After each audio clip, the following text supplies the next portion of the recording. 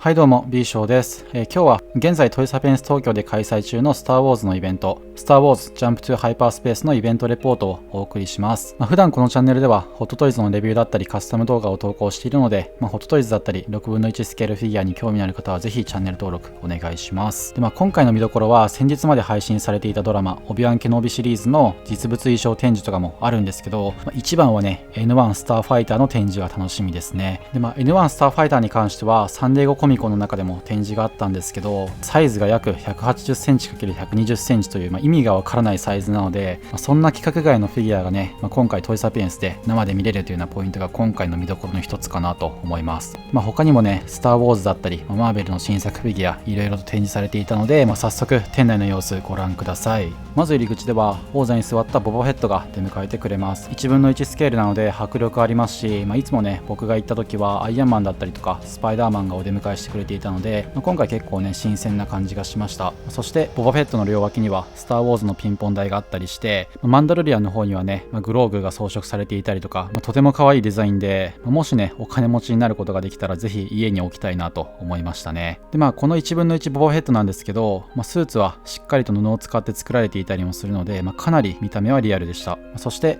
店舗真ん中のエリアは、6分の1フィギュアが大量に置いてあって、もちろんマーベルの新作フィギュア、例えばアイアンベノムだったりとか、コミック版のアイアンマンもいたんですけど、スター・ウォーズが中心のイベントなので、スター・ウォーズシリーズのホットトイズが、大体マーベルのホットトイズの3から4倍くらいの数展示されていましたね。で、新作から既存のフィギュアまで幅広く展示されていて、今のところスター・ウォーズシリーズのホットトイズ持ってないんですけど、めちゃめちゃかっこよくて、本当に欲しくなりましたね。ボバフェットシリーズからは発売中のホットトイズではアーマーを着ているものと着てないものの2体セットも展示されていましたし、先日このチャンネルでもプレビューを出したフィギュアで、どちらもね2023年の11月頃発売予定の、ボバフェットだったり、キャドベインとトイサピエンスではキャドベインのボーナスアクセサリーとして付属している、ドロイドのトド306というね、キャラクターも展示されていました。で、キャドベインはねドラマでもう少し見たかったかなというようなキャラクターだったんですけど、コーツとかね、衣装は、特にかっこよかったかなというふうにも思いました。特にスピーダーに乗ってる系のフィギュア、今回だとコマンダーポート、バークスピーダーだったりとか、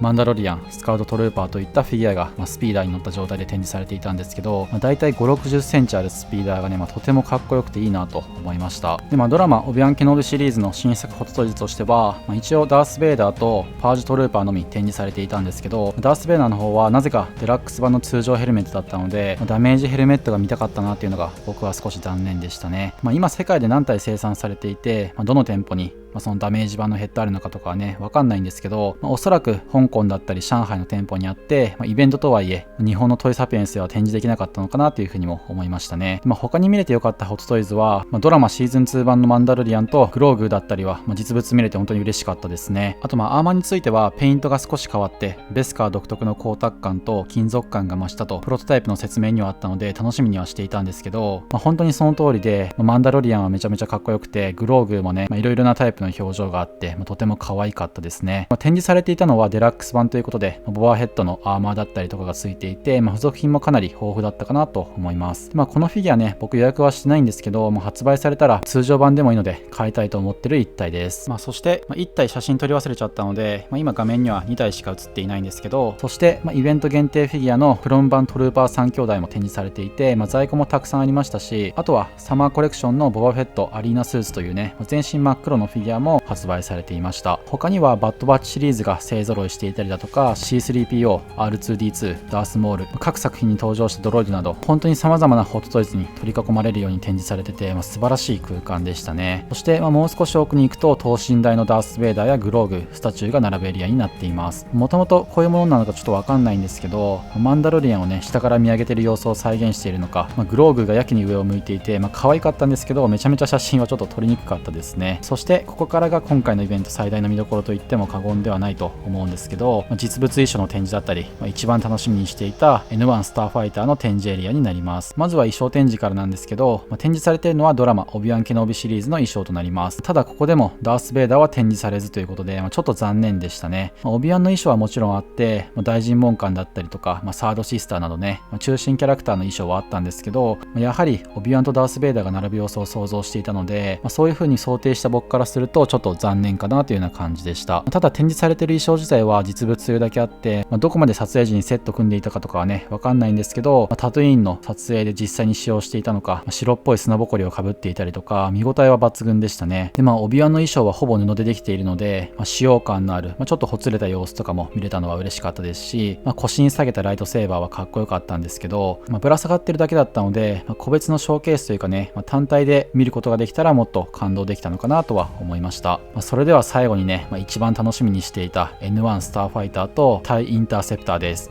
この2つに関してはとにかくでかかったです。わけがわからなくなるような大きさでした。でN1 スターファイターのサイズは約180センチ ×120 センチということで、見る前は本当にそんな大きいのかなというふうに信じてはいなかったんですけど、実物見るとねやばいくらいでかくて、もしこれが発売されたとしても、世界でもね買える人はかなり限られるんじゃないかなと思いますね。実際に展示されているスペースを見ても、店舗後方の3分の1はこのスターファイターだけが占めていたので、僕の部屋今6畳の部屋で考えると居場所がなくなると思いますし、普通の家では飾ることできないんじゃないかなと思いますね。でそれぞれ前にダース・ベイダーが立っていたりとか、コックピットに乗ってるマンダロリアン、グローグもちゃんと6分の1スケールで、それぞれ30センチから35センチくらいあるフィギュアなので、それを基準にするとね、このサイズ感化け物ということがわかると思います。ただこういう動画を出しておいて本当に申し訳ないんですけど、写真と動画だけだと多分ねうまく伝わらないんじゃないかなと思うので、明日9月5日以降予約とかなしに店内入れるので、トイサピエンス東京に行ける方はぜひね足を運んでくれればと思います。ということで、今日はトイサピエンス東京店で開催中のイベントスター・ウォーズジャンプ・トゥ・ハイパースペースの様子を写真と動画でお届けしました。トイサピエンスのこういったイベントに足を運んだのはこれで4回目かなと思うんですけど、スター・ウォーズのイベントは初めてだったので、旧新作のスター・ウォーズシリーズのホットトイズが見れたのも嬉しかったですし、N1 スターファイターだったり、ドラマの実物衣装などここでしか見られないアイテムたくさん見られて本当に最高の空間でした。まだスター・ウォーズシリーズのホットトイズ僕持ってないんですけど、ドラマシリーズを機にかなり欲しくなってる気持ちもありますし、シリーズ通して、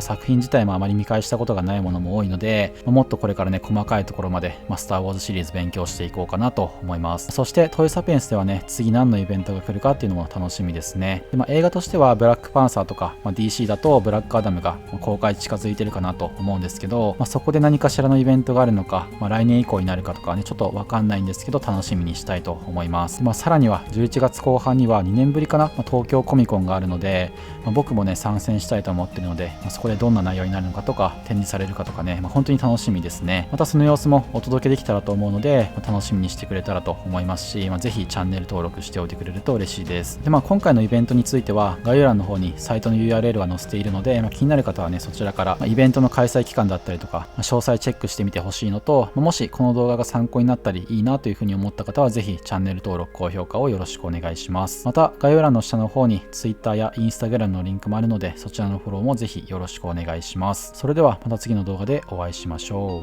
う。